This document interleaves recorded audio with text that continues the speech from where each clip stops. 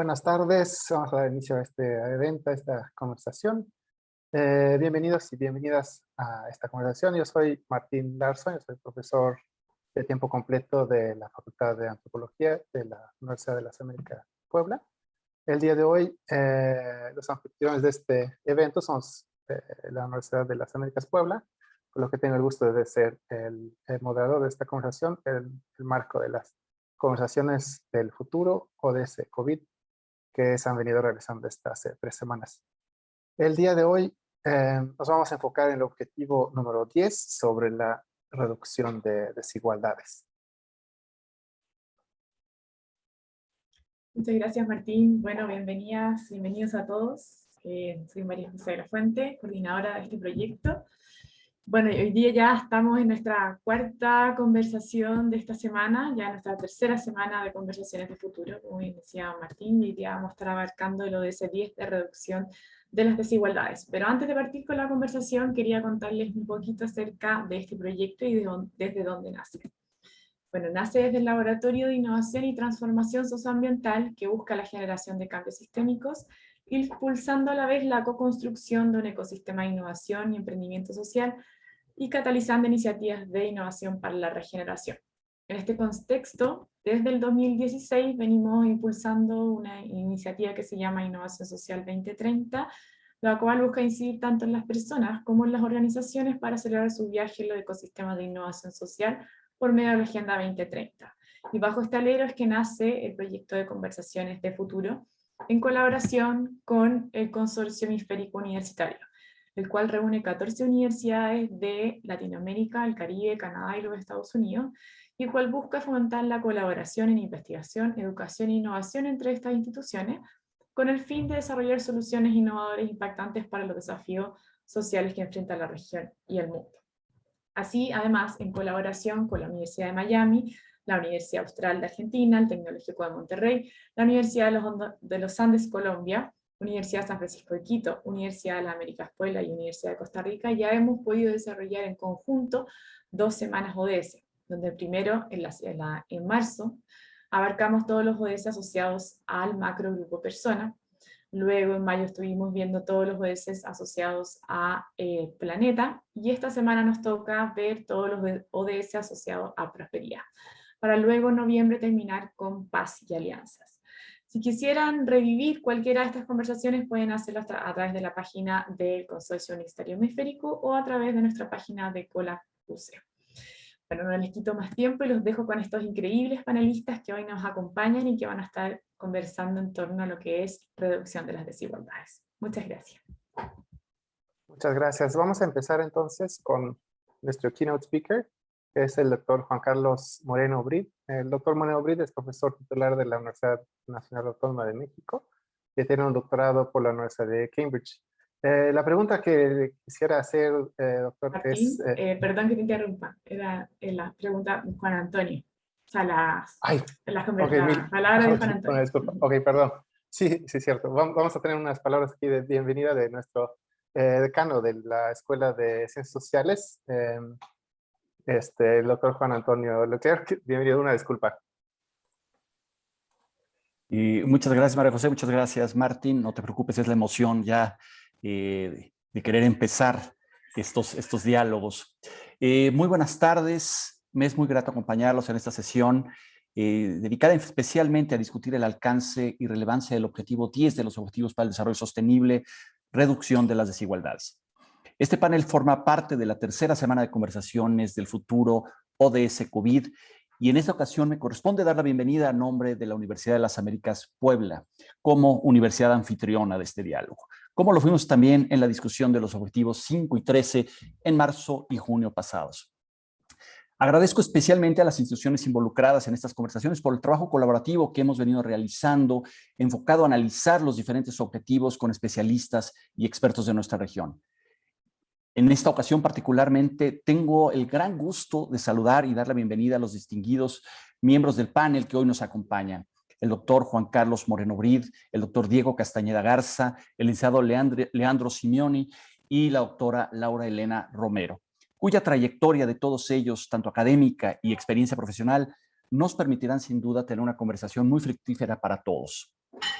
La pandemia de COVID-19 a la que nos hemos enfrentado durante 2020-21 representa un evento sin precedentes para nuestra generación. En el último año y medio hemos sido testigos de la forma en que la crisis sanitaria se ha traducido en pérdida de vidas humanas, saturación de recursos del sector salud, destrucción de capacidades económicas y procesos de división social.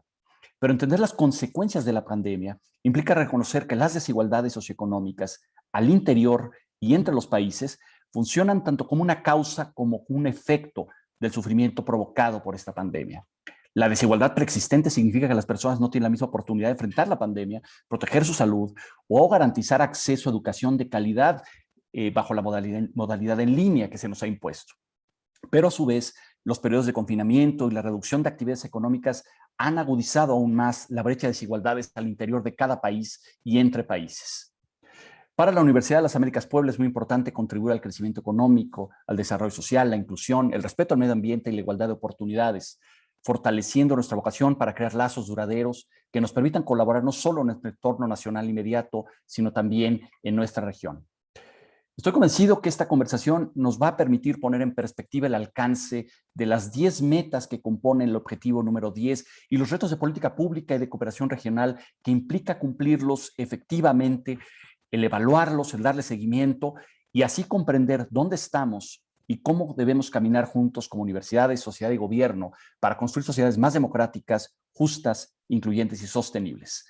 Sin más, agradezco nuevamente a todos ustedes su participación y asistencia en este panel. Sean ustedes nuevamente bienvenidos. Muchas gracias por esas palabras, Juan Antonio. Mil gracias y una disculpa de nuevo. Ahora sí vamos a pasar entonces con nuestro keynote speaker, que es el doctor Juan Carlos Bueno-Brit. Como les comentaba, es profesor titular de la UNAM, de la Universidad Nacional Autónoma de México, y tiene un doctorado de la Universidad de Cambridge. Y la pregunta que tengo es, a nivel Latinoamérica, ¿cómo se ha visto afectado el avance en el ODS 10 en el marco de la pandemia? Martín, muchísimas gracias. Bueno, Juan Antonio, a todos los organizadores, me adhiero a todos los agradecimientos que dio Juan Antonio, él sabe mucho mejor la lista que yo. Muchas gracias. Y además estar aquí con caras muy, muy queridas y que quiero mucho y respeto muchísimo. Martín, me encanta tu pregunta, porque de entrada, pues ojalá Juan Antonio hubiera seguido hablando porque iba rete bien. La verdad, yo creo que estaba a punto de contestarla. Y lo que me encanta es tu optimismo, porque me preguntas en participio pasado, ¿no? Pues la verdad es que no es afectado, yo digo que es un gerundio, es como está afectando, porque esto no ha pasado. O sea, estamos, como bien dijo Juan Antonio, es COVID-19 afectando en el 20 y en el 21 y sigue afectando. Y las desigualdades, me encanta, pues, sobre todo, bueno, lo de ese 10 dice desigualdades, que ya ese es un gran avance, ¿no? Antes se hablaba de la desigualdad y siempre andábamos hablando de la de ingreso. Y son las desigualdades, ¿no? Todas ellas, y las acentúa, y además las mismas desigualdades acentúan los efectos del COVID. Como bien lo puso Juan Antonio, el COVID es el colapso más grande que hemos vivido en términos de economía, la caída en la actividad económica, la caída en el empleo, la caída en toda la actividad como la conocimos, la vida social, o sea, lo que los hijos de nosotros entienden como ir a la escuela es ir de la sala al comedor o del comedor a la sala, ¿no? Según donde tengas la televisión o el laptop. Todo cambió, la vida social, la vida cultural y la salud es la amenaza más grande a la salud que hemos vivido. Y ahora en las desigualdades, pues como se dice en este país, pues más le queda al rico cuando empobrece que al pobre cuando enriquece. Entonces, todas las desigualdades están siendo acentuadas de una manera brutal, brutal. ¿Qué nos gustaría? Digo, no voy a entrar en cada una de ellas, pero voy a tocar grandes temas, pero todo lo podemos tamizar por la desigualdad que te guste. Puede ser la clase pobre o la clase trabajadora, la clase media, la clase alta, esa es una. Los propietarios, los desposeídos, los campesinos, los que trabajan en áreas rurales o viven en áreas rurales con las urbanas, las regiones, la desigualdad de género, no se diga, las etnias, suma y sigue, la manera de insertarse laboralmente, en fin. Quisiera yo empezar por lo pronto por una visión muy global de América Latina, con algo de lo más simple que de entrada son los promedios y luego ya entraremos, si me permiten entrar más al tema de desigualdades como tal. Si agarramos el IDH, el Índice de Desarrollo Humano, que es muy pedestre, muy simple, bueno, en eso que es un indicador básico, para los que no lo conozcan, es un indicador que desarrolló el PNUD basado en los trabajos de Amartya Sen, un premio Nobel, Es un indicador compuesto de una medida de salud, una medida de educación y una medida de ingreso. Años de vida perdidos sería en términos de la salud. Eso es lo que se mide, años de vida esperada, digamos, pero ya para la pandemia tendremos que decir años de vida perdidos. En educación o es la matrícula o la tasa de alfabetización, que es lo que está pasando al respecto, y en el PIB o el ingreso nacional, cómo está moviéndose, ¿no?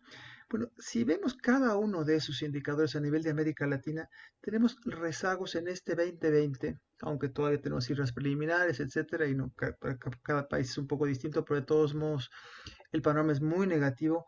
Nos vamos, en algunos países son 3 años de vida esperada perdidas. Eso estás hablando de un colapso en salud, un colapso en la manera de nuestras morbilidades, nuestras enfermedades. No solo es las muertes por COVID, sino las muertes, el exceso de muertes por otras causas.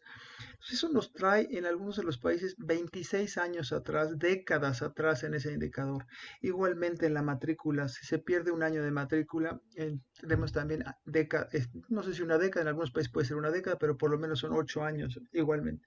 En términos del PIB per cápita o la caída del ingreso per cápita de un montón de porcentaje, igual, entonces el indicador básico de desarrollo humano nos está regresando por décadas. Entonces eso es una medida muy muy simple: salud, educación e ingreso. Eso a nivel promedio ya nos habla de un colapso enorme en la región. Y claro, si eso le pasa a nivel promedio, cada uno de esos elementos es mucho más fuerte en las poblaciones más vulnerables.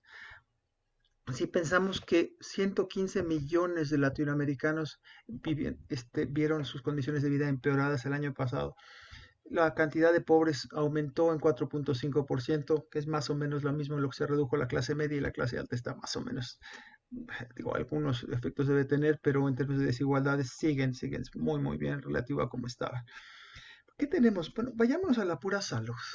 La salud, bueno, la muerte de cada latinoamericano es igual de dolorosa, pero ¿a quién pega mucho más el COVID? Bueno, el COVID de entrada, pues es como el virus, tiene que ser exposición, cuáles eran tus condiciones iniciales, de qué manera te puedes prevenir y de qué manera puedes o no curarte. Entonces ahí ya de entrada, si vives en condiciones de hacinamiento, si vives en condiciones en las cuales las recomendaciones básicas que nos dijeron, lávate las manos 20 veces al día o 10 veces al día, quédate en casa, ¿eso quién lo puede hacer en América Latina? Pues tú y yo, Martín, y los que estamos aquí lo podemos hacer, somos de los hiper privilegiados que podemos hacer eso. Hombre, lávate las manos, sí, si hay agua en tu casa, claro que te puedes lavar las manos. Quédate en casa, no, pues suena precioso, si me puedo quedar en casa y tengo un ingreso, ¿cómo le voy a hacer? Y en casa, ¿cómo? ¿Qué quiere decir quedarte en casa? Si eres mujer, y muchos de nuestros hogares tienen una violencia de género potencial o real brutal. Entonces, ¿qué quiere decir? O sea, esta pandemia en términos de desigualdad de género es terrible lo que le ha pasado a las mujeres, lo que le sigue pasando a las mujeres. Quédate en casa, ¿qué quiere decir? Igual, bueno, por cierto, nuestro personal médico es altamente feminizado, entonces igualmente los contagios pegan mucho más fuerte en las mujeres. Cifras preliminares nos indican que las posibilidades de contagio y las posibilidades de morirte siendo contagiado son mucho más altas en municipios pobres que en municipios ricos. Es más fácil que te contagies, es más fácil que si te contagias te mueres. Que puede ser porque ya estabas con condiciones de morbilidad mucho más proclives a que te mueras, o puede ser porque no tenías acceso a la medicina preventiva, o no tienes acceso a ninguna medicina, o porque tampoco te pudiste proteger, como decía yo, de quedarte en casa y hacer todo esto. No hay manera que lo puedas hacer. Igualmente, en términos de la curación y el personal médico, pues igual depende de dónde estés viviendo. Si vives en un municipio que es relativamente rico, si perteneces a los privilegiados como tu servidor, que tenemos un sistema de pensión y acceso a un sistema médico, pues digo, ya sé que el COVID rebasa todo, pero yo puedo ir a un médico preventivo y puedo ir a un médico y encontrar dentro de los límites una cama en dado caso. Entonces, por la parte de salud, la salud pega mucho más fuerte a los pobres, a los más vulnerables, que a los del otro lado. Pero si tomamos un enfoque más de bienestar, si quieres, este tipo de bienestar, yo creo que convendría hacer un tipo de taxonomía de cómo vamos a enfocar las desigualdades. Bueno, pues veamos 3 elementos. Uno son los activos, cómo le pega a los activos el COVID, cómo le pega a los ingresos, pasas de activos a ingresos, a consumos y a nivel de satisfacción. Es digamos, la manera de verlo hacia los temas de desarrollo humano, y después, si quieres, a capacidades o a capabilidades, como le llamaba Ona Marti en particular. En activos, los activos que tiene nuestra población, cualquier población que tiene activos financieros, activos físicos, el capital humano y el capital social. En todos ellos el golpe a los más vulnerables es brutal. El capital humano, la educación. Educación, ¿qué quiere decir? La educación a distancia. Bueno, la educación a distancia, pues, ¿quién la puede recibir? Uno como maestro la está haciendo. Del otro lado de la pantalla, ¿quiénes están? Hay una familia que cada quien tiene una recámara, hay una laptop 5G, etcétera, o es una familia que tiene un celular y vete a saber si el celular tiene carga, si no tiene carga. Súmale además que sumémosle, perdón, estoy hablando de ti nada más, Martín, hay muchísima gente, perdón, es el cariño con el Martín, pero voy a ver a María José también. Sumémosle que las familias pobres tienden a tener más hijos que las familias más adineradas. Entonces, la mamá, porque es la mamá, en estas ciudades machistas, tiene que estar cuidando a 3 niños corriendo por la casa y diciéndole, nos toca hacer gimnasia enfrente del Zoom. Está un poco complicado hacer todas esas cosas. ¿Y qué querrá decir? Que si no se educa, bueno, por cierto, las cifras dicen que de la pérdida de matrícula en varios de los países, es decir, niños y adolescentes que dejaron de ir a la escuela, muchos de ellos, más del 50%, dicen que dejaron de ir porque ya no tienen el dinero suficiente en su casa o alguien perdió el empleo, alguien perdió el salario, etcétera. Entonces no hay manera. Y ese es por el lado del capital humano en la educación. No sabemos, o sea, sabemos que están dejando la escuela, sabemos que el tipo de calidad que están recibiendo del otro lado de la pantalla no es el mismo, se le cayó el sistema, se le cayó la señal o nunca la tuvo. Entonces, de todo eso. Pero eso qué quiere decir? Que ese capital humano se traduce en el impacto hacia el futuro. Que no los eduquemos hoy, les estamos cortando las posibilidades bueno, podemos hacer los cálculos como Diego, estoy seguro que los ha hecho, cálculos de ingreso y demás, pero es toda la manera, el ser y el hacer de todos estos niños, esta generación, es un tema de desigualdad de hoy y desigualdad de mañana muy, muy fuerte. Capital social. Bueno, la tensión social que estamos metiendo en nuestras familias es brutal porque suena muy bien, como dicen algunos presidentes, no, hombre, la familia es el gran sistema de protección social latinoamericano, hasta que deja de serlo. O sea, tu cuñado te cae muy bien hasta que de repente lleva quién sabe cuántas semanas viviendo contigo, eres muy solidario, lo soy muy solidario, no es mi caso, por cierto, adoro a mi cuñado y no está viviendo conmigo, pero ese tipo de tensión social es brutal con algunos grupos en particular, es que estos me van a contagiar. Entonces, la tensión, bueno, dicho por la ONU, ¿no? El tipo de violencia que se está viviendo en algunos lugares, enorme. Capital financiero, ¿quién tiene capital financiero? Pues por pura definición, pues los que son más acaudalados, ¿no? Entonces, entre los pobres, decir, bueno, no voy a trabajar un rato, ¿y de dónde saco ese capital financiero? Entonces, pues toda la parte de activos está deterioradísima de manera muy desigual. Entonces ahí pega el primer punto. Luego, ¿cómo transformas esos activos en ingreso? Pues depende. Si tienes, para empezar, los pobres o la gran mayoría de los latinoamericanos, la única manera que tenemos de asegurarnos de comer es trabajando. Pero ¿qué nos pasó con la pandemia? De entrada el confinamiento nos mandó a la casa y como ya dije, inclusive en los países en los que hubo sistemas de protección, de transferencias muy importantes, tienes que estar bancarizado para que te llegue ese dinero a tu casa. Porque ¿quién va a ir a darte pues el dinero a la casa así en persona cuando me vas a contagiar? O las despensas. No tenemos esa cultura en el sentido de un sistema de protección social universal que te alimente, que te dé agua, que te dé saneamiento. No tenemos eso. Entonces, la parte de ingresos ha sido brutalmente golpeada, sobre todo en mujeres. Las mujeres que se salieron del mercado de trabajo para que regresen, nada fácil, y todo el mercado de trabajo se deterioró. Vemos un lado, yo, tu servidor creía que, o su servidor, perdón, en plural, disculpe usted, pueblo en general, su servidor creía que la parte formal iba a ser la más golpeada y la informal fue la muy golpeada, que es la parte más vulnerable. Ahí ya no había pensiones, no había nada. Ay, por cierto, tomando el capital financiero, muchos de nuestros gobiernos les dijeron a los trabajadores, bueno, acude a tu retiro, a tu fondo para el retiro, retira un poco de ahí. Bueno, eso no es apoyo, ese es dinero tuyo que tenías para tu pensión. O sea, tu futuro está también comprometido. Estaba comprometido en educación de tus hijos, está comprometido en salud, está comprometido también en la parte de la pensión, porque somos muy pocos que tenemos pensión. ¿Y qué pasó? Precarización del trabajo. Se está haciendo un trabajo peor pagado con condiciones mucho más exigentes en el sentido de que muy poca gente se pudo quedar en casa a hacer el Zoom famoso.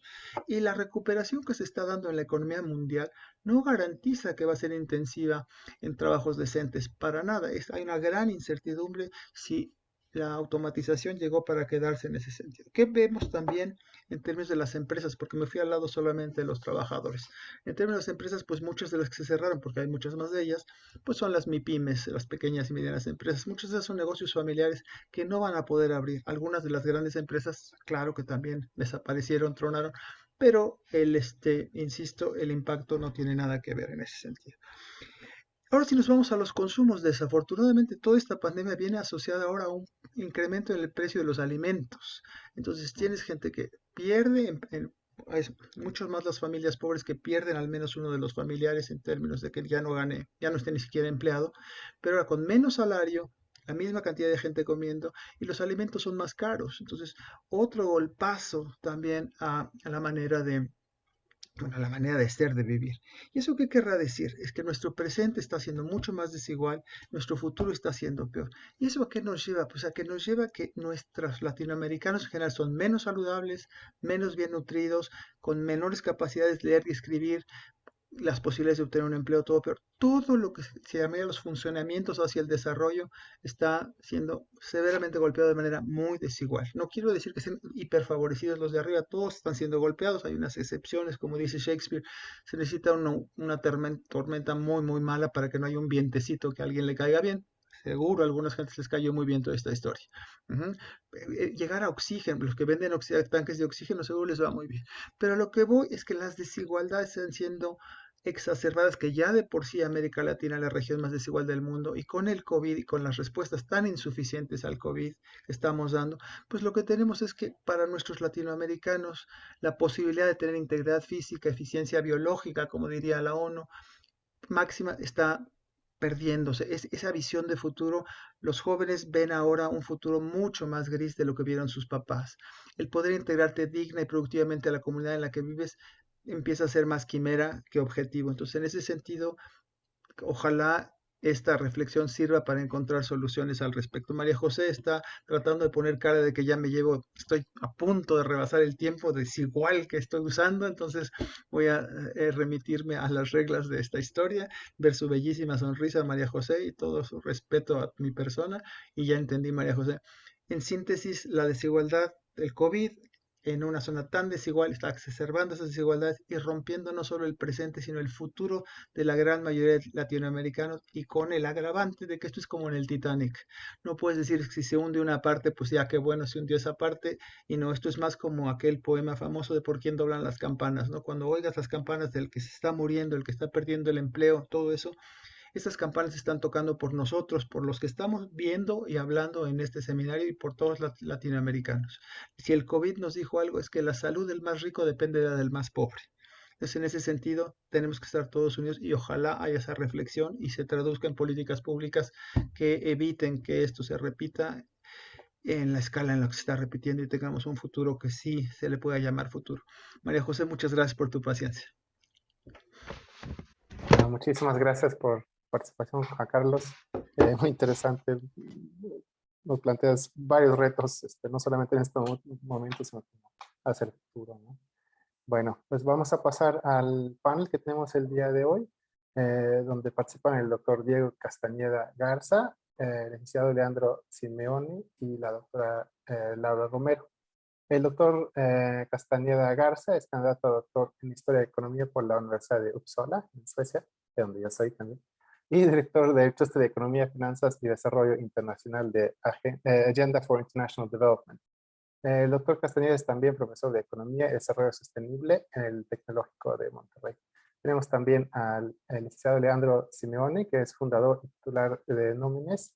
Es la primera empresa de Argentina conformada en su totalidad por personas con discapacidad.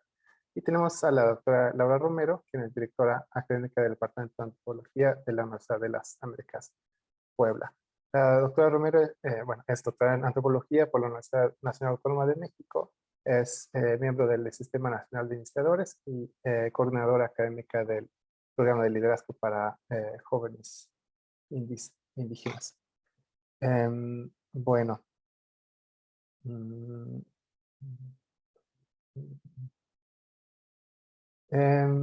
Ok, bueno, vamos a empezar con una pregunta para todos los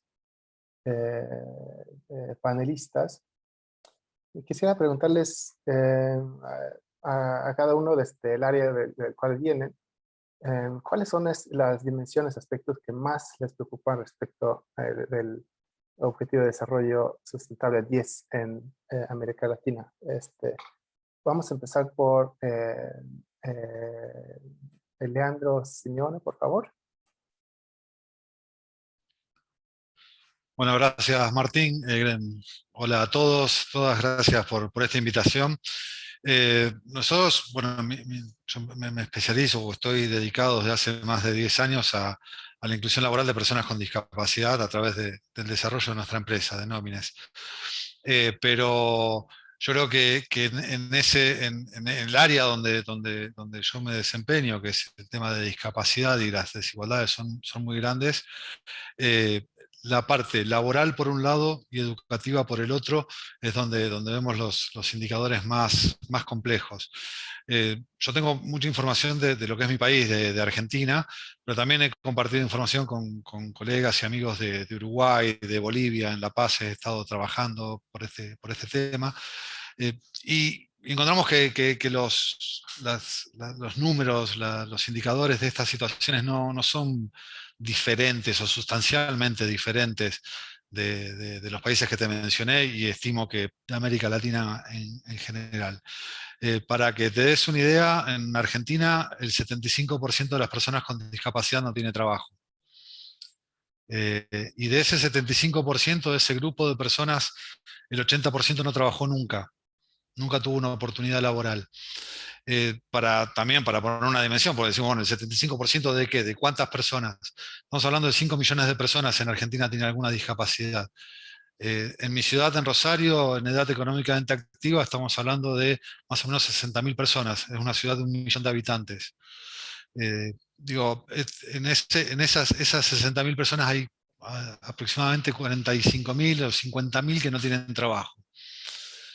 Entonces, bueno, ahí hay una desigualdad claramente que bueno, es multicausal. Después veremos también por qué, pero creo que hay muchas cuestiones para atender. Una cosa que sí creo que dado estos números, ¿no?, que mencioné, no sé en el resto de América, pero en Argentina siempre hay como una presunción de que el Estado se tiene que hacer cargo de la persona con discapacidad en lo laboral, que el Estado está obligado. O sea, la idea, el mito que está dando vuelta en la cabeza de muchos argentinos es: el Estado está obligado a emplear a las personas con discapacidad.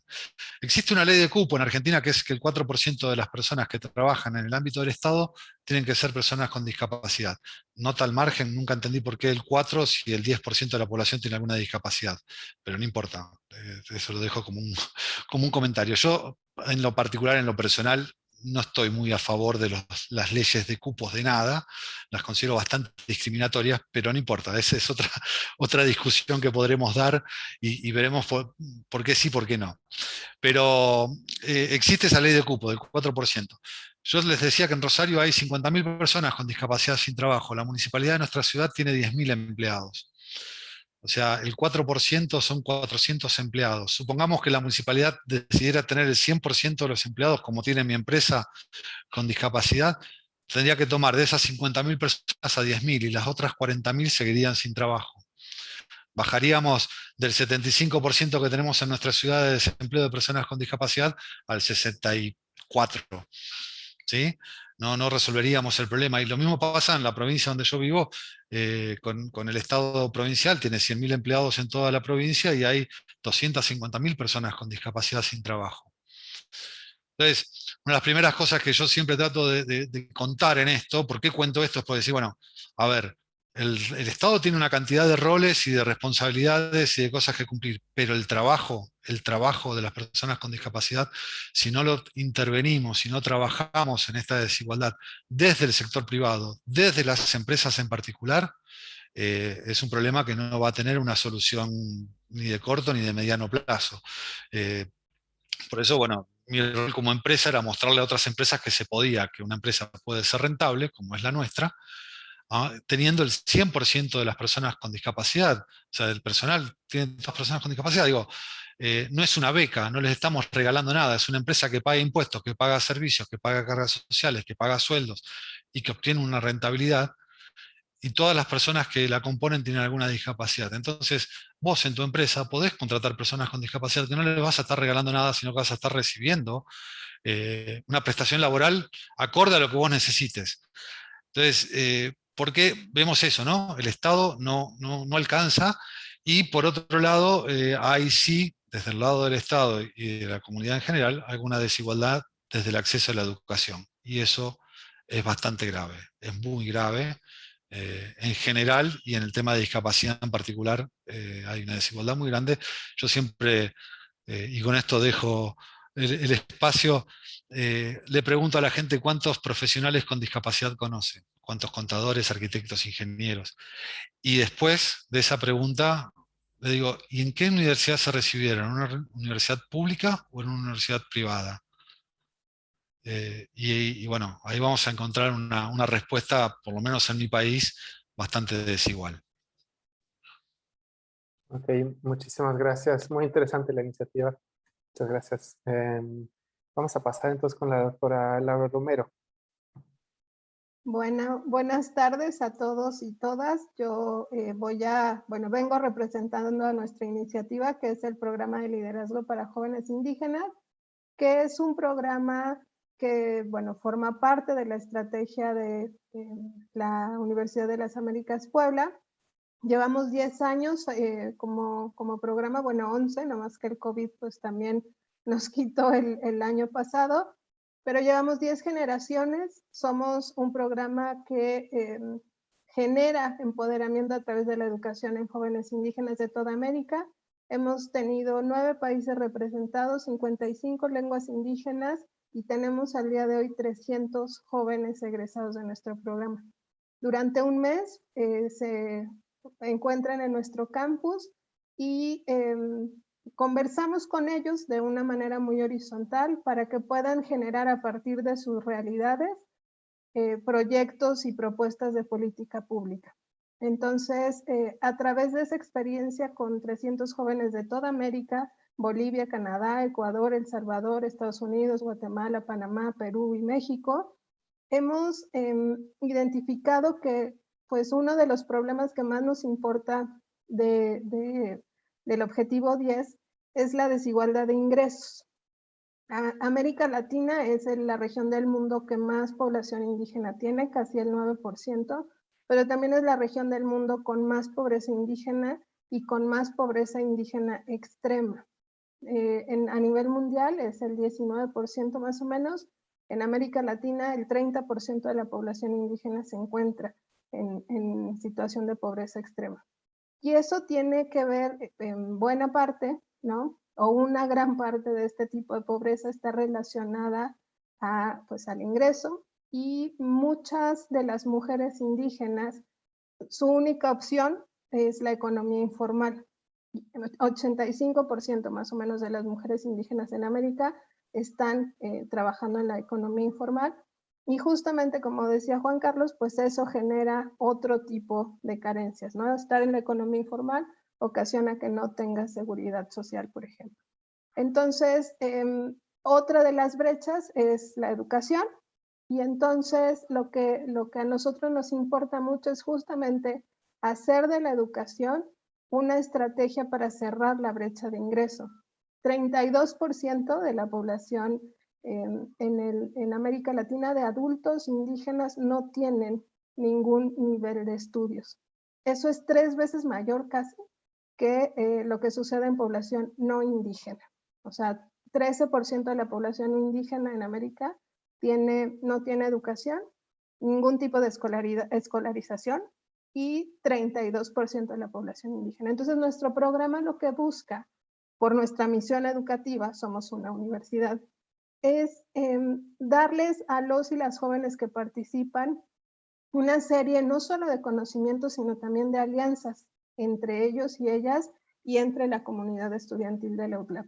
De tal manera que lo que hemos visto en estos 10 años es que un mejor currículum les permite un mejor trabajo, ¿no? Y de esa manera, un mejor trabajo les permite movilidad social, y entonces tenemos pues como uno de nuestros propósitos justamente ese empoderamiento y pues bueno, tratar de ir cerrando esa brecha de ingreso a través de la educación, que como les comenté es una de las mayores desventajas en la población indígena. En el caso de México, alrededor del 1% de los y las jóvenes indígenas acceden a la educación universitaria. Entonces, pues ese es un dato muy, muy notorio de cuál es el problema y cómo se vincula educación o escolarización con ingreso, que bueno, es una de las estrategias que seguimos y de las cuales nos enfocamos también. Muchas gracias. Muchas gracias, Laura. Bueno, vamos a tener esta primera intervención de los miembros del panel con el doctor Diego Castañeda. Adelante, por favor, Diego. Bueno, primero que nada, agradecer a la invitación y es un gran gusto compartir el panel con Laura y con Leandro y además con un tan buen speaker que es Juan Carlos, ¿no? Entonces, más gusto estar aquí. Estamos aclarando que candidato a doctor, todavía no soy doctor, pero ojalá pronto. Y bueno, la pregunta es una pregunta muy buena y es una pregunta muy complicada, ¿no? Tradicionalmente las pandemias se han considerado, se han pensado como fuerzas igualadoras, no desigualadoras, ¿no? Pero en realidad ha sido por malas razones o por razones por las que no nos gustaría ser más iguales, que es la razón de que los más pobres son los que se mueren, ¿no? Y entonces la distribución del ingreso, digamos, se nivela por esa razón, no por algo que quisiéramos ver.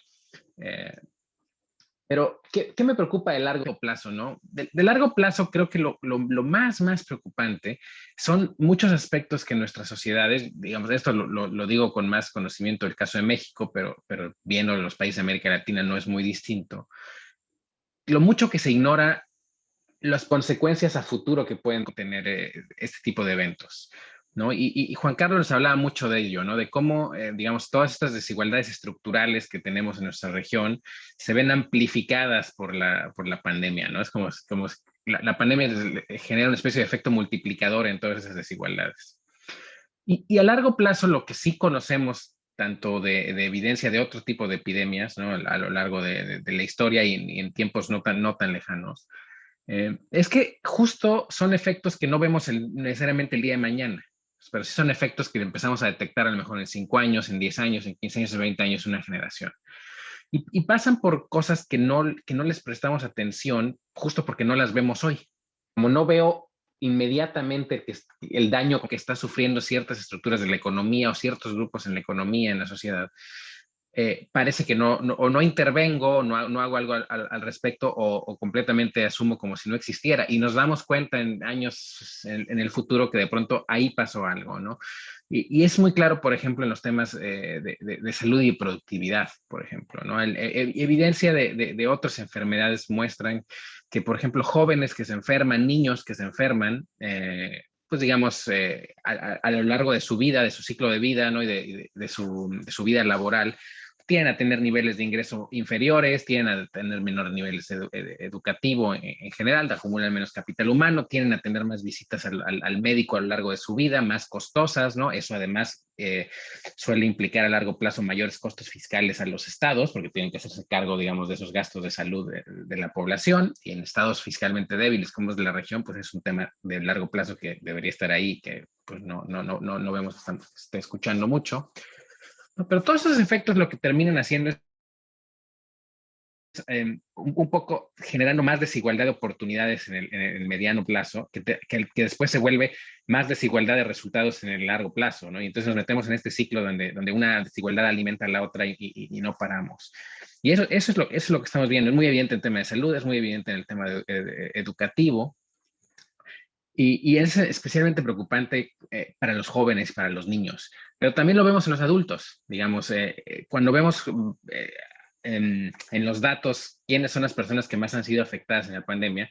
Juan Carlos en su presentación decía que si yo había hecho los cálculos, no puedo decir que tengo los cálculos hechos, pero sí me he metido a revisar un poco, a hacer algunas estimaciones preliminares, y sí notas cómo, digamos, a pesar de que tienes este resultado irónico, por ejemplo, en el caso mexicano, que pareciera que la desigualdad medida con el Gini disminuye poquito, o se mantiene estable, justo es digamos, es un efecto aritmético del Gini que no refleja realmente lo que está pasando al interior de esa distribución, ¿no? Porque parece que pierde mucho el decil 10 y eso compensa, digamos, que perdió menos, digamos, en números absolutos los deciles, los primeros 3 o 4 deciles de la población, ¿no? Y entonces eso te genera cierto cambio aritmético por la forma en que funciona el Gini, que es muy sensible a lo que pasa en medio, pero muy poco sensible a lo que pasa en las colas, ¿no? Y en realidad lo que estamos viendo, probablemente si nos metemos a los datos más finos, es que la desigualdad sí está creciendo. De por sí le subestimamos y además está creciendo mucho en términos de ingreso. Probablemente estamos viendo que está creciendo en términos de riqueza. Y además estamos viendo cómo está teniendo efectos como regionales, ¿no? Estamos viendo cómo algunos de los estados, por ejemplo, el caso mexicano, muy en concreto, porque digamos, no tengo esta familiaridad con los datos en otras partes de América Latina. En algunos de los estados o de las ciudades más ricas de México, pues estoy pensando en Nuevo León y en Monterrey, estoy pensando en la Ciudad de México, estoy pensando en Guadalajara, en el estado de Jalisco, estamos viendo una especie como de convergencia del tipo que no quisiéramos. Estamos viendo cómo convergen los niveles de pobreza de esos estados a los estados más pobres, en lugar de que los niveles de pobreza de los más pobres convergieran a los niveles de los estados más ricos, ¿no?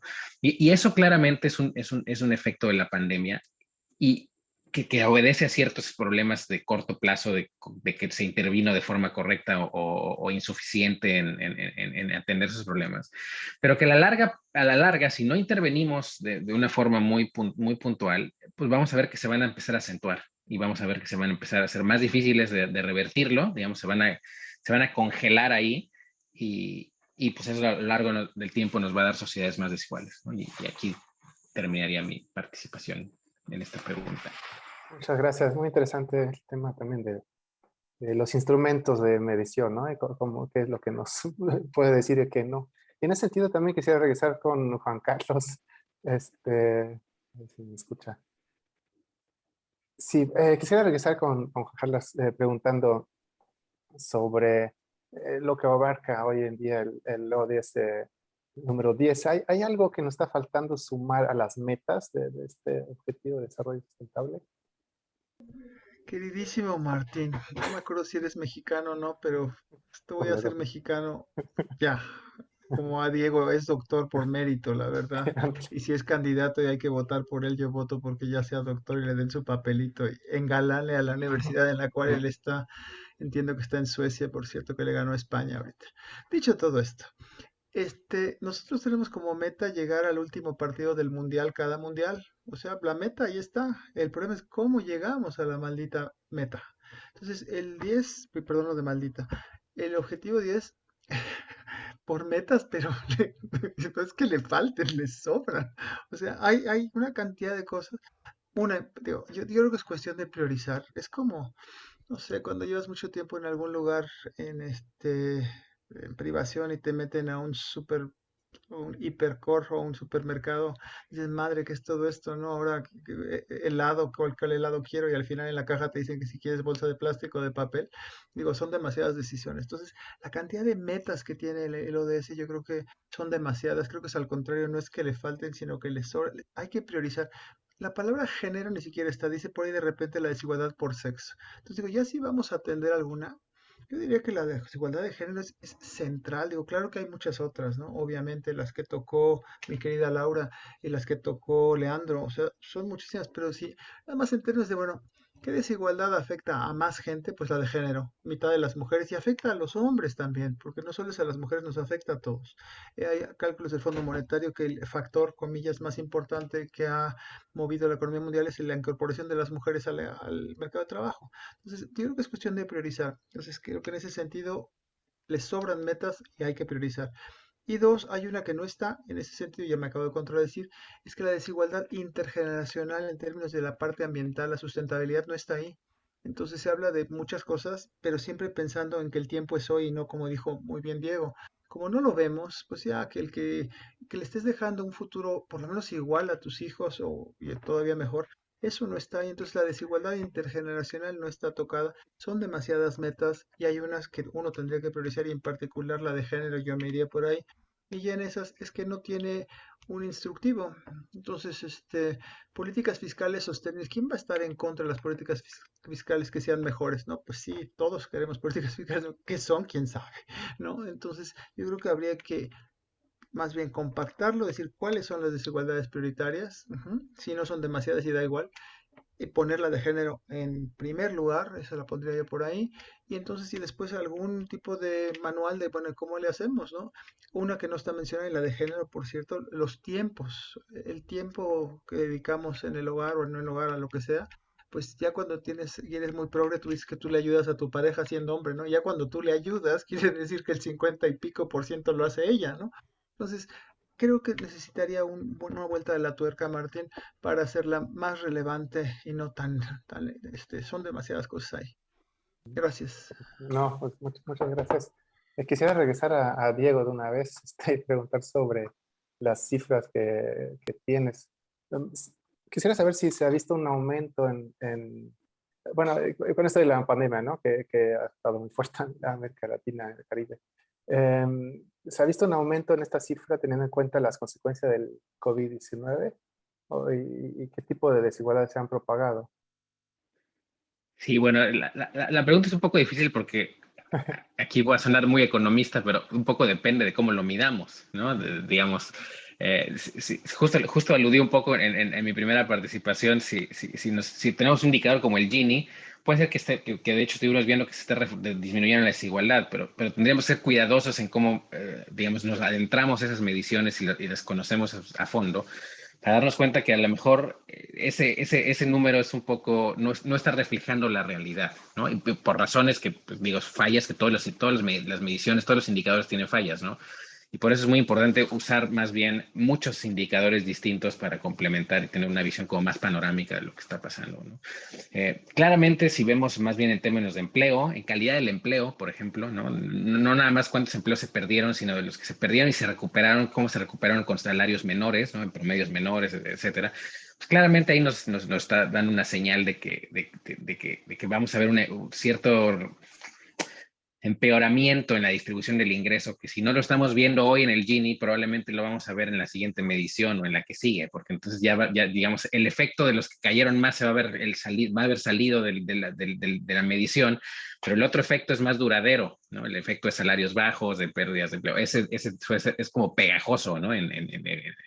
Y va a ser que digamos, en 4 años o en 2 años, a lo mejor vamos a empezar a ver ese rebote, digamos, en el Gini que no está reflejando hoy en día, ¿no?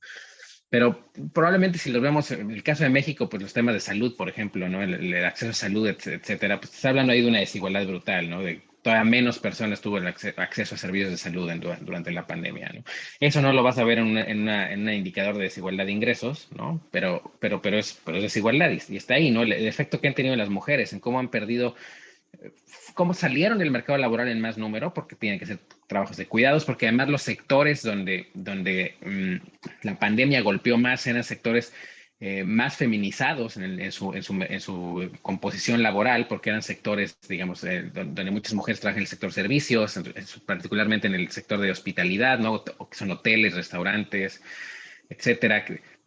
Y digamos, ese efecto está ahí, ¿no? Pues claramente son como grandes perdedoras de la pandemia, ¿no? En ese sentido, está aumentando la desigualdad de género, ¿no? Todavía si lo complementamos más con los datos que conocemos en temas de violencia de género durante la pandemia, etcétera, digamos, eso se hace más evidente. Y quisiera aprovechar aquí como lo que comentario que sea Juan Carlos hace rato sobre cómo no, quizás no estamos poniendo como el punto en cómo medimos desigualdad vinculada a otros temas. Él menciona el intergeneracional, pero también aludía digamos, al medio ambiente. Y sí es cierto, y es un pendiente un poco que se ha empezado a querer subsanar en la literatura actual, que es cómo conectamos los temas de desigualdad con el manejo de recursos naturales, ¿no? Porque sí tienen conexiones, porque impactan en temas fiscales, porque impactan en temas digamos, de ciertos servicios o ciertos servicios ambientales que proveen, que tenemos o no tenemos acceso a ellos. Para algunos grupos sociales pueden determinar medios de ingreso, ¿no? Estoy pensando en personas, por ejemplo, en la agricultura, obviamente, ¿no? cambio climático, etcétera, destruye sus medios de vida y de pronto pues esas personas van a caer a la pobreza, ¿no? Pensamos en pescadores, por ejemplo, ¿no? Si de pronto se deteriora las pesquerías a las que tienen acceso, sus ingresos van a caer, etcétera. Están ahí, pero no es algo que en la academia esté tan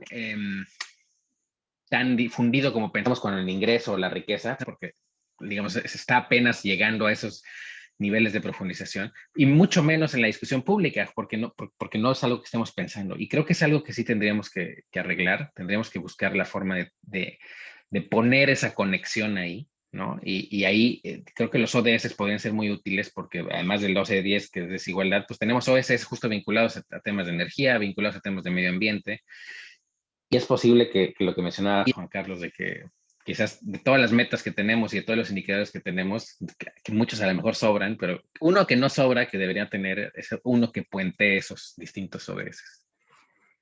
Okay, muchísimas gracias, Diego. También quisiera regresar con Leandro, que ya nos mencionaste un poquito sobre los desafíos que enfrentaban las personas con discapacidad. Quisiera saber si nos podrías elaborar un poquito más sobre ese asunto, cómo se ve el panorama actualmente. Supongo, por lo que hemos escuchado, que es aún más desafiante, pero no sé.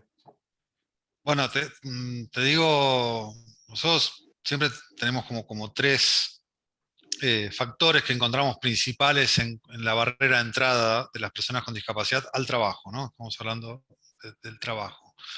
Lo primero es que durante muchísimo tiempo el paradigma de la discapacidad fue rehabilitante, fue médico. O sea, la persona con discapacidad era una persona enferma, una persona que tiene un problema de salud.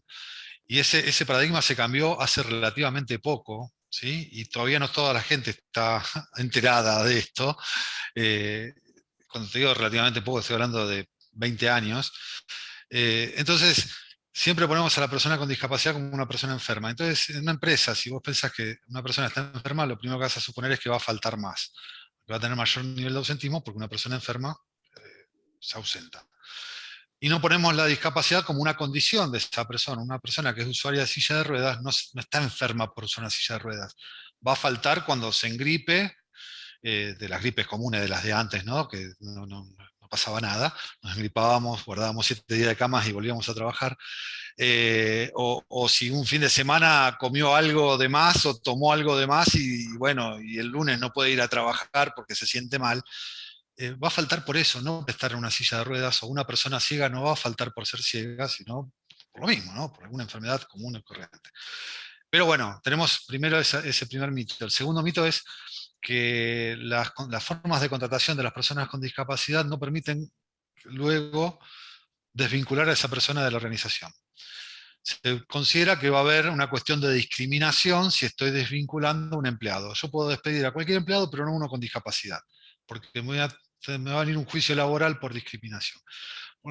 En Argentina, en Uruguay, en Chile y en varios países más que yo he podido ver estos casos, en ningún caso ninguna corte se expidió en ese sentido, porque primero no sería el caso, pero además si lo hicieran, levantarían una barrera de entrada muy fuerte, levantarían la guardia muy alta, porque nadie contrataría a una persona con discapacidad si luego no podría desvincularla por el motivo que sea, porque me bajó el trabajo y necesito reducir mi personal, porque la persona no rinde, es una persona. O sea, yo contrato a una persona, la pongo a trabajar, no funciona, digo, mira, a ver, trata de mejorar y si no, lo tengo que despedir y poner a alguien que cumpla la tarea que yo necesito. Bueno, con una persona con discapacidad es lo mismo, es una persona que tiene que hacer un trabajo. Si yo no tengo esa flexibilidad, directamente por las dudas no lo contrato, ¿sí? Y el tercer tema muy importante es que no sabemos cómo tratar a las personas con discapacidad, tenemos miedo. No sabemos si podemos hablar naturalmente con ellos, si podemos, naturalmente sobre su discapacidad, ¿no? O sea, si estoy con una persona ciega, ¿le puedo decir nos vemos mañana? O no se lo puedo decir, o se va a largar a llorar porque le dije eso.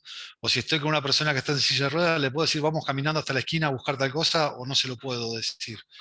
¿Cómo trato? ¿Con qué naturalidad trato su discapacidad? No sabemos tratarlo, tratamos de no tratar a una persona con discapacidad.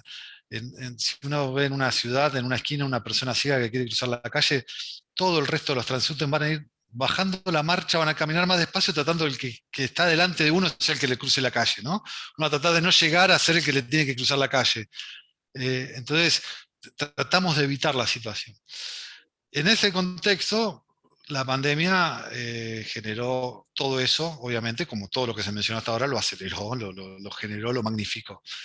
En Argentina en particular, por las dudas, si no fuera suficiente con el descalabro económico que generó la pandemia y organizativo, las organizaciones en general no sabíamos cómo adecuarnos a todo esto, ¿sí? Además se sumó que el Estado Nacional prohibió el trabajo presencial de personas con discapacidad aún en los trabajos esenciales.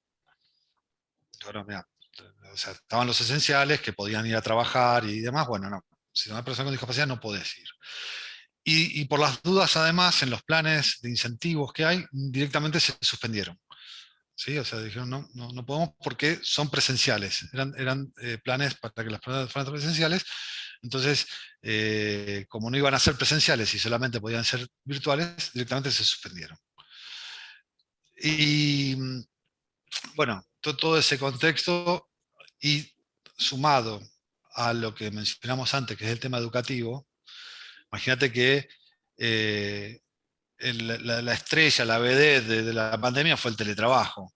El teletrabajo es sí o sí estar usando una computadora, sí o sí estoy trabajando en un área de servicios, ya sea comerciales o contables o administrativos, pero son áreas de servicio que requieren cierta capacitación.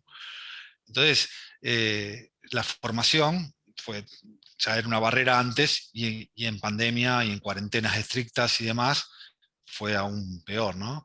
Creo que el desafío era romper con todo ese esquema que se armó, y lo único que hizo fue poner más de manifiesto todavía, por si alguno no estaba enterado, que la situación era esta, ¿no?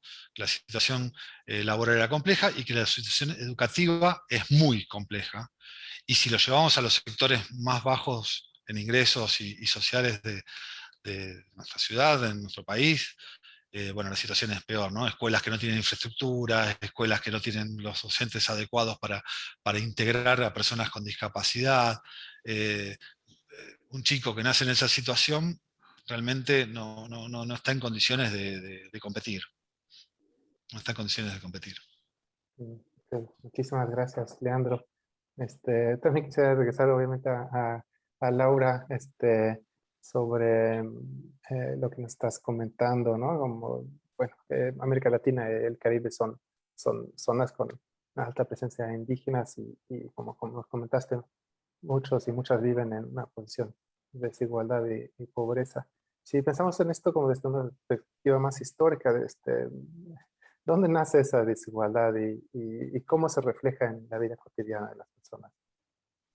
Bueno, esa es una política de respuesta políticamente incorrecta, ¿no? Pero voy a responder de dos maneras. La primera, y voy a sacar ahí mi generación, creo que la desigualdad nace como gremlin, ¿no? O sea, están haciendo todo el tiempo, ¿no? O sea, sucede muchas veces, pero creo que en términos históricos, Latinoamérica tiene una historia de colonialismo. Y creo que ahí no quiero romantizar las sociedades precoloniales, ¿no? Pero creo que la desigualdad que vemos ahora sí tiene un origen claramente colonial y después postcolonial y después de colonialismo interno, ¿no? O sea, estamos todo el tiempo en distintos matices del colonialismo. Y creo que una de las categorías que han provocado como ideológicamente esta desigualdad es nuestra idea de mestizaje. En México se ha discutido mucho, ¿no? Que México es un país mestizo y muchos de los movimientos indígenas ahora justamente están cuestionando que realmente no somos un país mestizo, ¿no? Que somos un país mucho más indígena de lo que queremos hablar, ¿no? Y lo vemos en el día a día en pues la discriminación sistémica que existe en este país, ¿no? México, y creo que, o sea, en este caso creo que sí hablaría muy específicamente de México, pero no creo que sea diferente en otros países de Latinoamérica. Hay una discriminación constante por origen étnico, ¿no? Y un racismo sistémico. O sea, no es suficiente con que la gente diga que no es racista mientras haya un sistema que es racista, pues, ¿no? Entonces creo que se puede ver todos los días. La muerte de las lenguas indígenas, por ejemplo, que es una de las cosas que vemos muy frecuentemente en el programa de liderazgo para jóvenes indígenas, es una muerte que sucede porque sus lenguas son, más bien, sus hablantes son sancionados. O sea, al día de hoy tenemos jóvenes que nos han dicho que en sus propias escuelas reciben castigos, sanciones, multas, como en el siglo XVI, ¿no? Por hablar sus propias lenguas en las escuelas que están en sus propias comunidades. Entonces creo que hay muchas facetas de este colonialismo y que creo que la idea de que somos un país mestizo nos autoriza a hacer de la diferencia cultural y étnica una gradación, ¿no? Y entonces creo que ahí hay un argumento que parece muy inocente y que hasta se festeja, pero que creo que es terriblemente complejo. En México se está hablando muchísimo de eso y creo que ahí hay una clave que conceptualmente es muy importante para pensar cómo surge esta relación que tenemos con los pueblos indígenas. Muchísimas gracias, Laura. Pues siguiendo un poquito con ideas más como históricas, quisiera regresar con Juan Carlos de nuevo, preguntar sobre lo de la concentración de la riqueza, ¿no? Como nos has mencionado, que hay un porcentaje muy bajo de la población en América Latina que concentra gran parte de la riqueza. Entonces, ¿cómo podemos explicar eso? ¿A qué se debe eso? ¿Y qué mecanismos también existen para dar vuelta a esa situación? La pregunta es muy bien. De hecho, no solo en América, digo, en América Latina, tocaste riqueza, podías haber tocado ingreso, como mencionó Diego. Este, y sí, la definición de una sociedad muy desigual es que hay muy pocas personas que tienen muchas cosas, ya sea ingresa, ya sea. Luego decimos que es que el mundo es un pañuelo, todos nos conocemos, sí, porque el capital intelectual está también pésimamente distribuido y aquí nos conocemos, no sé cuántos ya nos conocíamos, ¿no? Este, esa distribución tan concentrada del ingreso y de la riqueza, Martín, sigue así porque es funcional al sistema. Ujú. O sea, ¿por qué no va a seguir así? Y déjame agarrar un ejemplo del fútbol. El fútbol a mí me gusta muchísimo, pero me gusta la Champions. La Champions es un torneo para los que no se pueden, da igual, es un deporte X que se juega con una pelota y ganan los alemanes al final, pero en la Champions hay varios equipos que son los mejores equipos de cada país, es decir, cada país en Europa, y son los equipos que tienen más dinero. Entonces es un torneo de desiguales, pero es funcional porque pues, se venden los derechos carísimos de la tele, toda esa historia. Entonces es muy funcional a un sistema. Uno quisiera otro tipo de hacerlo más igualitario, sí, que todos los equipos fueran iguales, que compitieran igual. No sería funcional a cómo está organizado. Entonces, esta distribución de la riqueza y esta distribución del ingreso es funcional a la sociedad como la conocemos. Y, por cierto, no es precisamente nada más el capitalismo, o sea, China también tiene una desigualdad brutal, ¿no? Entonces, en ese sentido, ¿por qué se da? Se da, si quieres las razones, me voy a lo que decía Laura misma, ya éramos desiguales y no tenemos razón alguna en términos de las élites políticas, y si quieres, vamos hasta las intelectuales, incluso en la parte de economía, para cambiar el sistema. La economía hasta hace muy poco, y que, bueno, que Diego me diga si tengo razón o no, trataba de el crecimiento y la pobreza. La desigualdad no entraba en el tema. El chiste es que las aguas suban y todos los barcos van a estar mejor. Si estamos mejor todos, el barquito chiquito y el grande van a flotar más arriba. Y no se entendía que esas cosas están ligadas, la pobreza, la desigualdad y el crecimiento, y cada vez están más. América Latina, si no crece, perdón, no va a poder crecer, no va a poder generar más empleo si no es una distribución más igualitaria del ingreso, de la riqueza, del capital humano, de las oportunidades, todo lo que dijo Diego, ¿no? Y lo que mencionó también Laura y Leandro. O sea, en ese sentido, seguirá siendo, mientras siga siendo funcional a como está el sistema, seguirá funcionando así. Y que más un pequeñísimo comentario sobre lo de Leandro, y perdóname Martín, lo de las discapacidades, Leandro, qué difícil es cuando la mental también entra, ¿no? Porque esa luego ni siquiera queremos hablar de ella, ¿no? Y ahora el COVID, porque si a alguien le falta una mano, bueno, pues, en fin, no se puede seguir platicando con él en ese cierto sentido, pero si tiene una cosa que está deprimido, y el COVID está generando discapacidades mentales o retos, como sea que se le llame, brutales en términos de largo plazo en la cosa mental, y ahí va a haber otro drama. de que qué vamos a hacer con todas esas personas, incluyendo pues, las cosas estructurales, ¿no? Pero voy a eso, Martín. Si las desigualdades son funcionales, seguirán.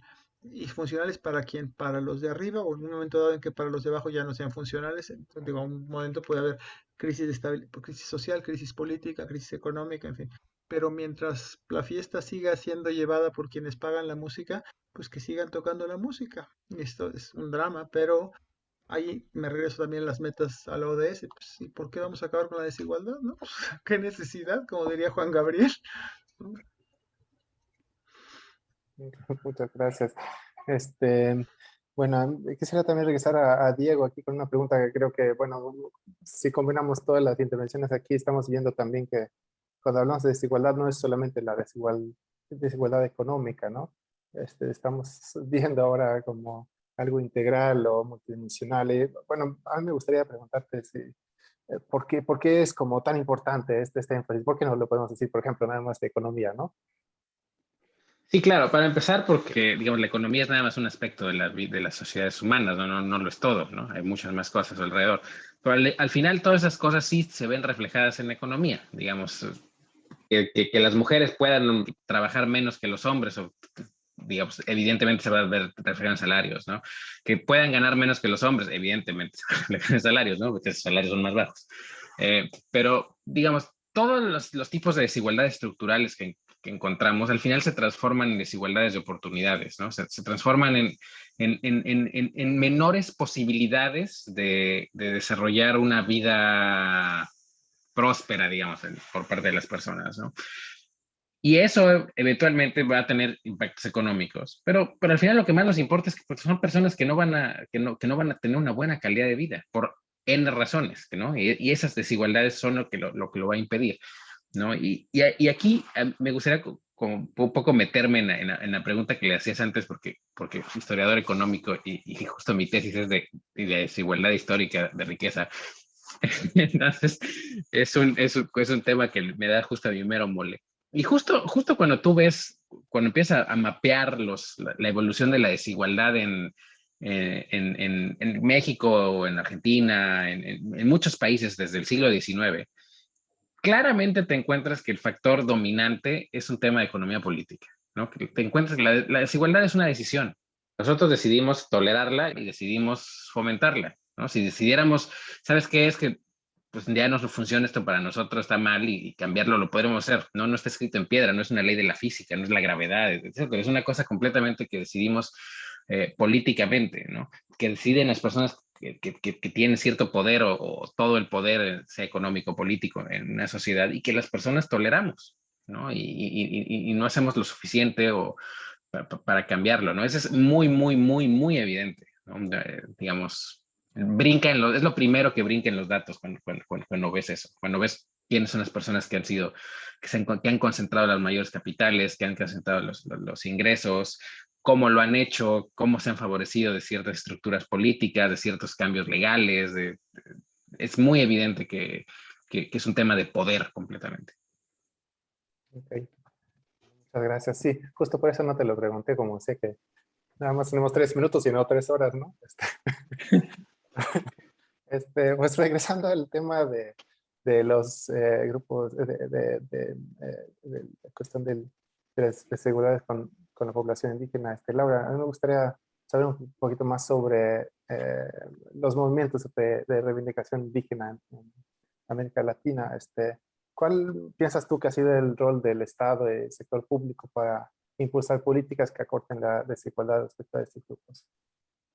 Bueno, es muy notorio, por ejemplo, cómo están surgiendo y visibilizándose estos movimientos. Y creo que el Estado, y justo hablando, retomando lo que Diego decía del poder, pues los estados latinoamericanos y en general los estados nación, pues no son realmente estados que puedan negociar con la diversidad cultural, ¿no? Entonces creo que estos movimientos van siempre en contra de la lógica homogeneizante del Estado, ¿no? Y entonces lo ideal sería el reconocimiento de sus autonomías. Algunas veces creemos que la pobreza es la ausencia del Estado en los pueblos indígenas, en las comunidades indígenas, pero a veces es la intervención extrema del Estado, ¿no? Tenemos en México, bueno, el pueblo mapuche, por ejemplo, los quechuas, son casos muy específicos de cómo sus estrategias políticas han logrado para ellos, para sus lenguas, para su gente cosas, y creo que los estados deberían, aunque es contrario a su motivo, ¿no? Pues sí, negociar de mejor manera las autonomías indígenas, que básicamente eso es lo que quieren, ¿no? Pero es contrario al objetivo del Estado. Y esto lo vemos muy claramente. O sea, en México la idea de mestizajes es muy importante a partir del siglo XIX, cuando nos conformamos como país. Entonces, el propósito de homogeneizar permite el funcionamiento de los estados-nación, y justamente los movimientos indígenas contradicen esta vocación de los estados, ¿no? Que es propia, o sea, es parte de su naturaleza, y ahí creo que está la gran contradicción. Y en México muchos pueblos están buscando ser reconocidos como naciones sin que eso signifique la balcanización, que a veces es como el gran miedo, ¿no? O sea, la autonomía no necesariamente está poniendo en riesgo la soberanía. Pero creo que es un diálogo muy difícil, ¿no? Porque tienen propósitos muy diferentes y que difícilmente los estados van a negociar, ¿no? Entonces, no veo sencilla esa relación, y cada vez es muy claramente más conflictiva.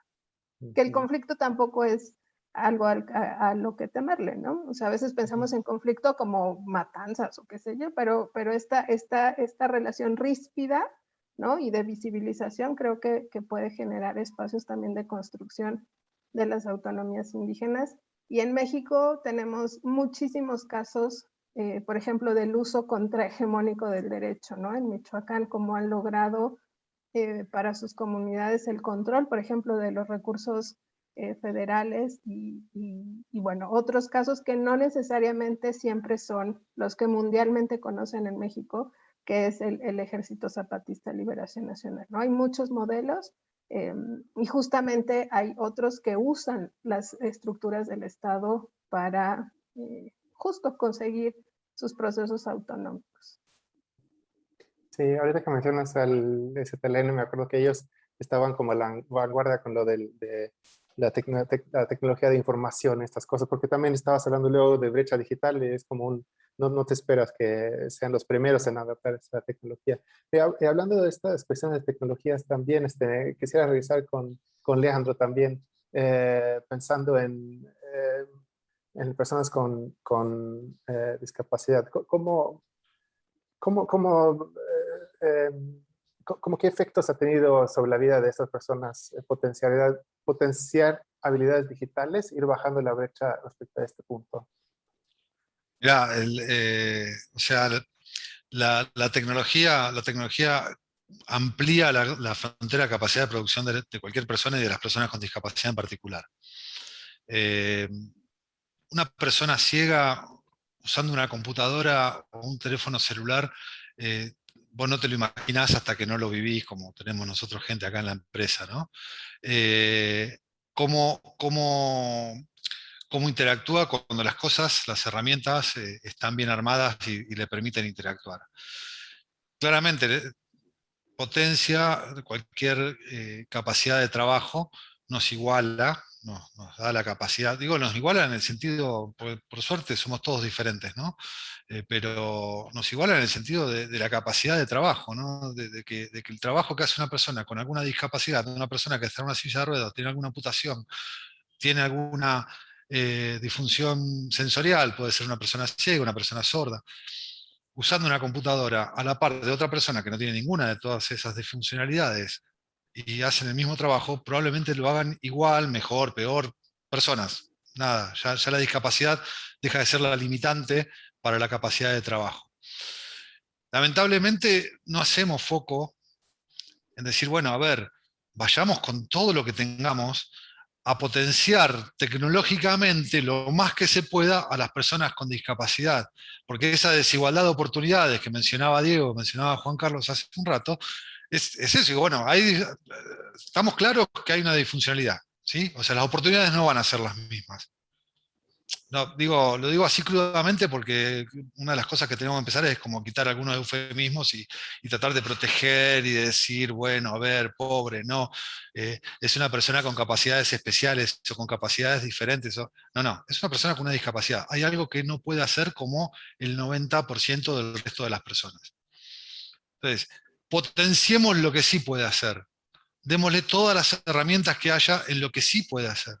Y en el uso de tecnología, sobre todo las tecnologías digitales, obviamente que se amplía su capacidad de estudio, de desarrollo, de trabajo, de todo, de todo. Una de las barreras que tenemos es, por un lado, la educación, que ya la mencionamos muchas veces, pero por el otro lado también hay un desconocimiento sobre las tecnologías que existen. Hay un desconocimiento muy grande sobre las tecnologías existentes. Probablemente muchos de ustedes no sepan que la computadora que tienen ahí, por lo que están viendo este conversatorio, tienen, por ejemplo, lectores de pantalla para que personas ciegas puedan usarla. No lo saben, y la computadora ya lo trae. O magnificadores de pantalla para que una persona con baja visión la pueda usar, o alto contraste. Son todas funciones que esa computadora ya trae.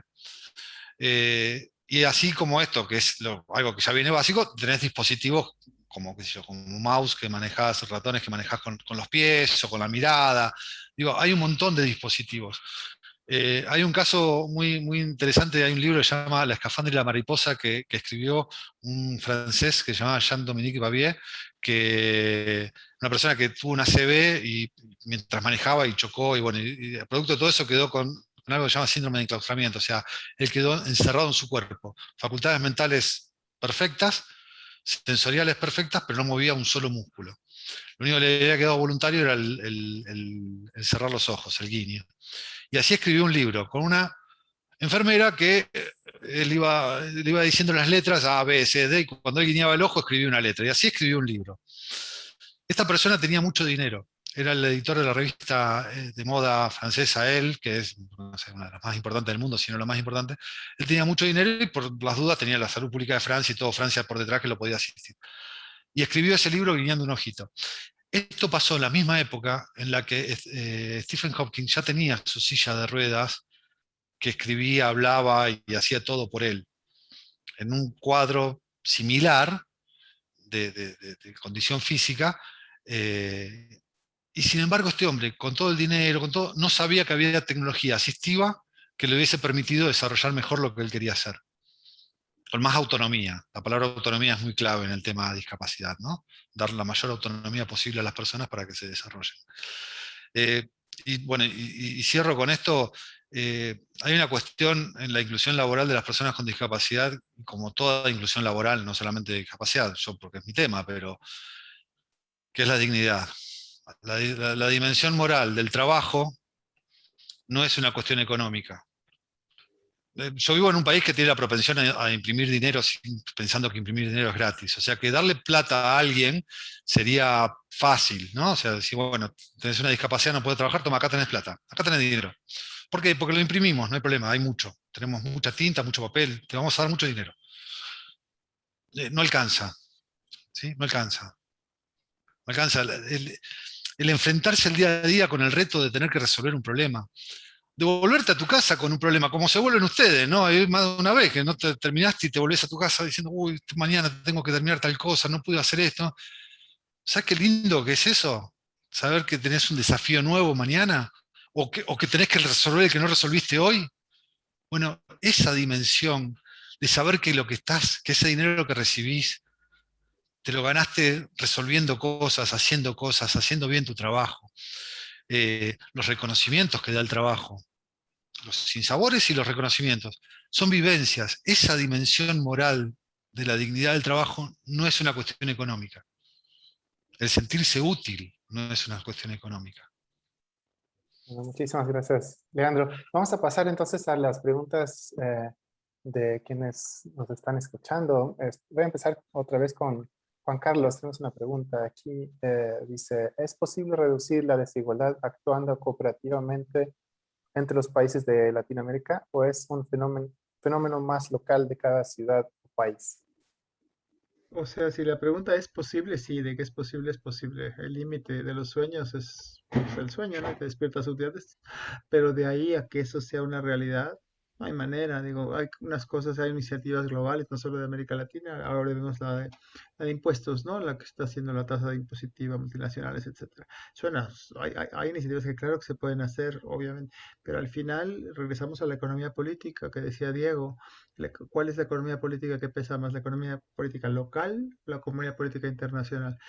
Claramente hay mucha liga porque los grandes capitales o los grandes poderosos de muchos de nuestros países están muy ligados al capital internacional y la economía política internacional se parece mucho a la nacional.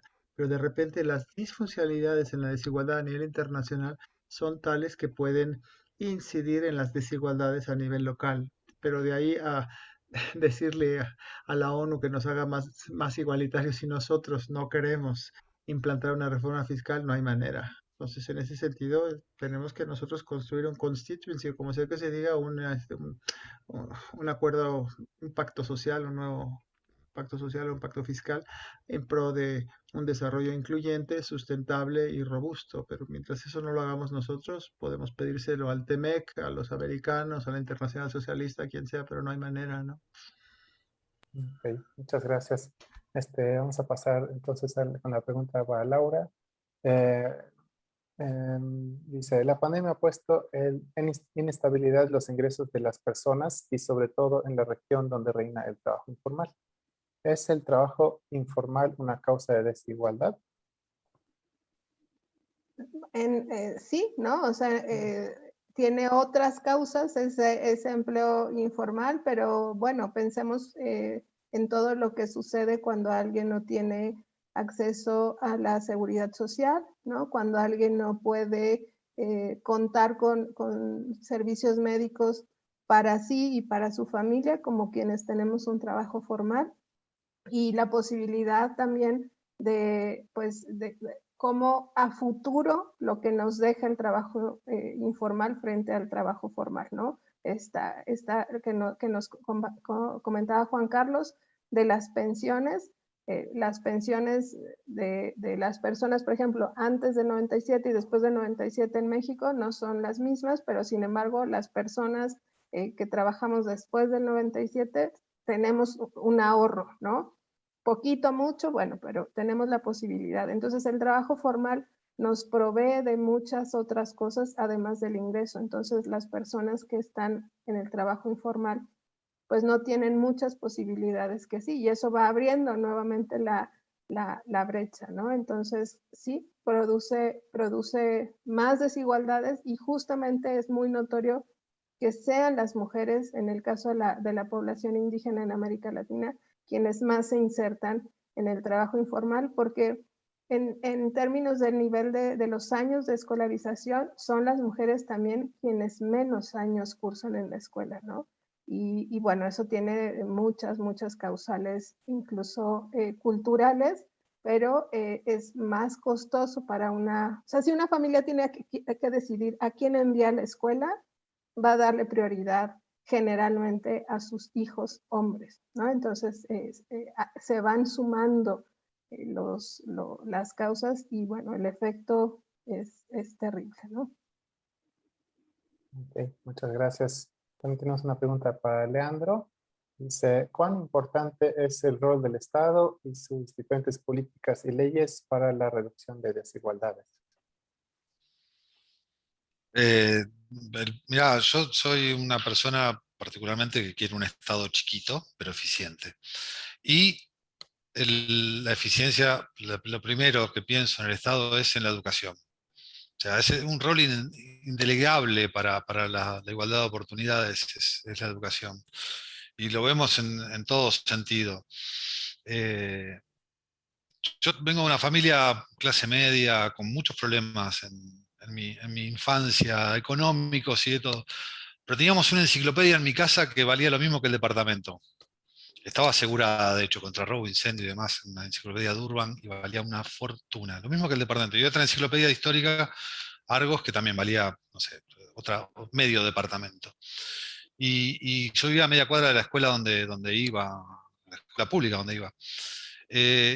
Y me gustaba estudiar, me gustaba leer. Y entonces, si tenía una inquietud de decir, bueno, a ver, ¿cómo funciona no sé, una lapicera? Agarraba la L de la enciclopedia y miraba la lapicera y veía cómo funcionaba y hacía lo que quisiera.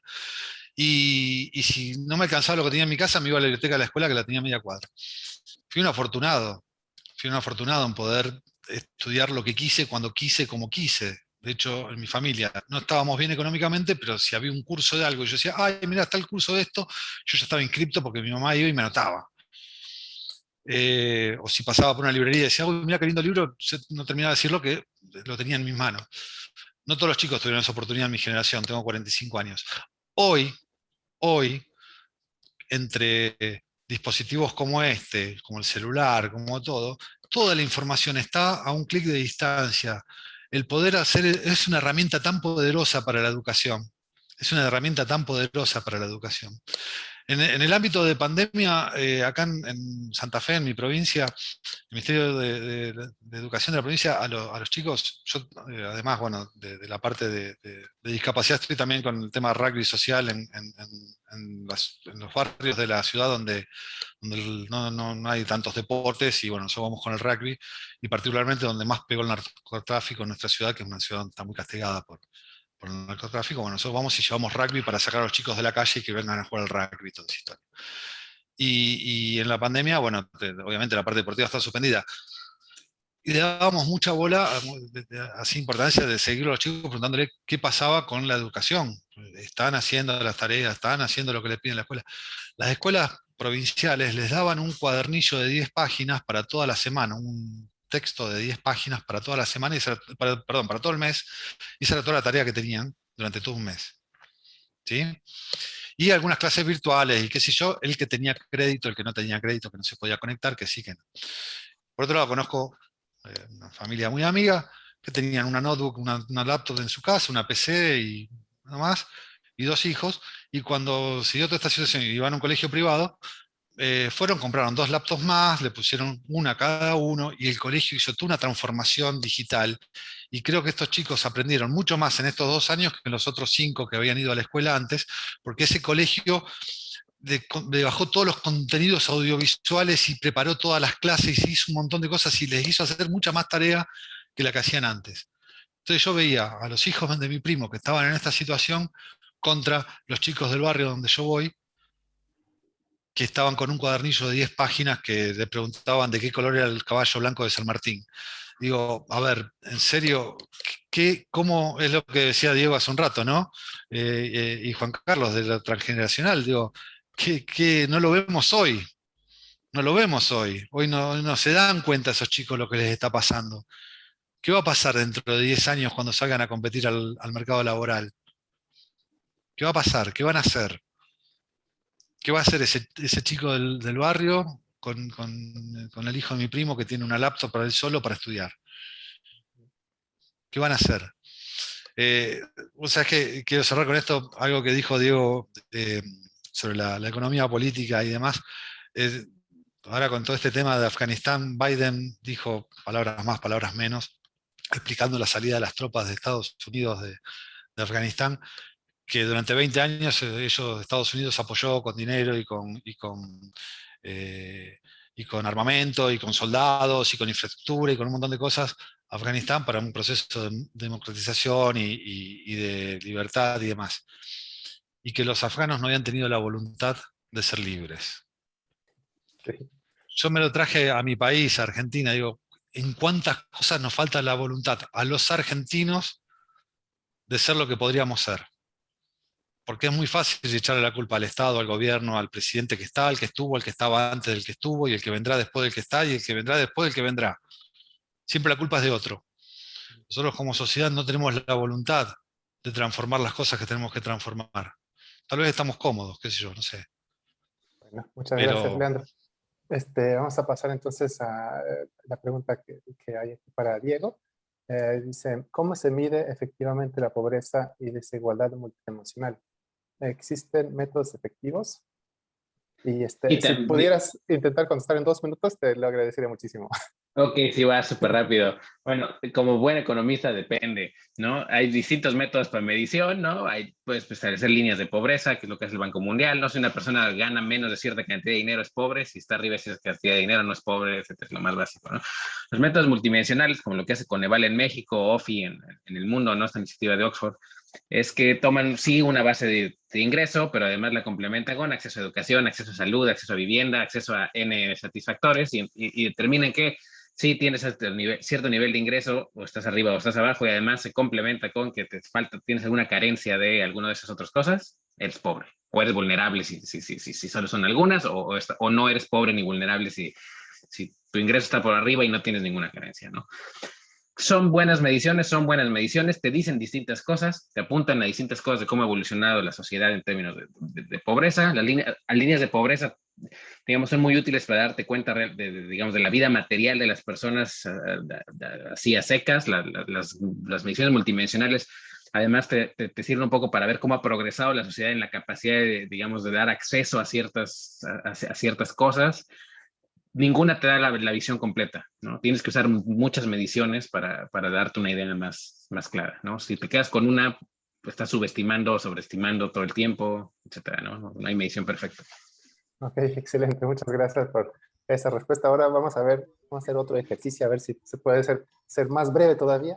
El reto ahora es responder con una sola frase o un concepto de la última pregunta, que es, ¿cómo podemos lograr impulsar una colaboración constante entre los distintos actores del ecosistema que está trabajando por el ODS 10 y así lograr las metas que nos propone este ODS?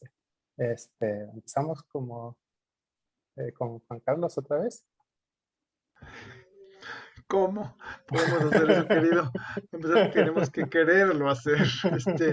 Regreso al tema de economía política. Si no hay un pacto social por una agenda de desarrollo en la cual se entienda que la desigualdad no es un tema ético, es un tema económico, es un tema social, es un tema político y que hay que atacar eso, la sustentabilidad ambiental y el crecimiento, no hay manera de hacer nada. La solución es política, no es técnica. Técnica, cualquier cantidad de reformas fiscales hay en la OSD, en el fondo, en donde el punto es político, ¿no? Mientras no queramos movernos hacia como sociedad, lo que dijo Leandro, no hay nada que hacer, ¿no? Entonces el trabajo es político, en ese sentido, ¿no? Y un tema que podríamos hacer, si quieres, en una palabra también, hay un libro que hizo un amigo mío que se llama Pandenomics, no se alcanza a ver, pero bueno, estoy tratando de enseñarlo, no lo deja, es una lástima, pero lo hizo Pandenomics, un futuro doctor, que ahí hay muchas de las soluciones a las preguntas. Traté de ponerlo, Diego, pero es verde, se ve que el Partido Verde no ayuda aquí. A ver, yo Así que tengo bueno. uno aquí, así sale. Ah, ese, ahí van a encontrar muchas de las soluciones de las preguntas que están tocando ustedes, Diego. Salud. Muy bien. ¿Por qué no pasamos con Diego? Como ya tienes el micrófono abierto, aprovechando. Comercial, Sí. claro. Sí, yo creo que lo que tendremos que hacer es involucrar a las personas, digamos, al público en general en esas discusiones. Deben dejar de ser discusiones de la academia o dejar de ser discusiones nada más de tomadores de decisiones públicas, ¿no? De hacedores de política pública. Tienen que ser discusiones abiertas a todas las personas. Excelente, muy bien. Leandro. Involucrarse y colaborar. O sea, las economías son cada vez más colaborativas, ya no se compite tanto, sino que se buscan siempre alianzas y creo que en eso también juega para esto. Pero también creo que debemos hacer un mea culpa cada uno de nosotros, como ciudadanos. Recién Diego decía que salga de la academia y demás. Esto salió de la academia. A ver, estamos en YouTube. ¿Quién nos está viendo? Tal vez alguien de la academia porque le interesa. Y al beneficiario de todo esto, ¿nos está viendo? Digo, ¿hasta dónde cada uno es responsable, ¿no? Esa voluntad que decíamos de cambiar las cosas. obviamente, ojo, somos privilegiados, lo dijo Juan Carlos un rato, somos privilegiados de estar acá. O sea, nosotros somos privilegiados, entonces ese privilegio nos da la responsabilidad de tratar de bajar esto y ayudar y bajar la línea y golpear puertas y buscar voluntades y sumarlas. Pero bueno, es eso, es integrarnos en las voluntades y colaborar. Bueno, muchas gracias, Leandro. Laura. Sí, yo también creo que la única, bueno, no sé si la única, pero la que yo pensaría es esta cuestión de empatía, pensar que lo que a otras personas les afecta tarde o temprano repercute en ti, ¿no? A veces el privilegio no nos permite ver que cerca tenemos la desigualdad, ¿no? O cómo nos afecta y entonces nos volvemos terriblemente neutrales y creo que somos parte de y en consecuencia esa desigualdad de esta 32%, 82%, etcétera, lo tenemos muy cerca y que entonces hacer conciencia de eso nos va a permitir involucrarnos y tomar estas acciones desde las personas y para las personas. Muchas gracias, Laura. Bueno, con eso vamos cerrando. Muchísimas gracias, Keynote Speaker, Juan Carlos, Leandro, Diego, Laura y también a María José. Muchísimas gracias. Y también quiero aprovechar para invitarles para el día de mañana, que siguen estas conversaciones con ODS número 11, Ciudades y Comunidades Sustentables. Martín, Entonces, una gracias. última, si se puede, ya si me cortas. La empatía pasa porque nosotros nos va a pasar eso mismo. Estoy pensando en el tema de Leandro.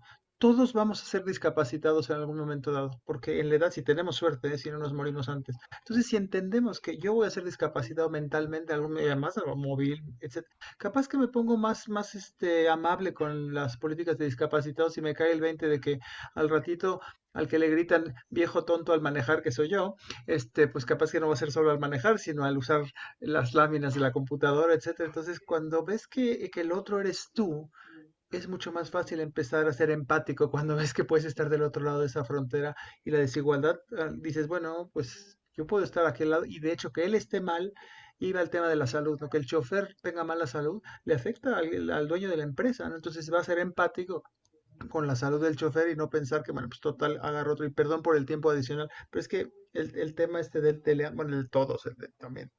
En fin, estoy muy agradecido de estar acá. Muchísimas gracias, creo que fue un excelente cierre, pues muchas gracias de nuevo y hasta luego. Ya Chao, nos vamos. gracias a todos. Gracias.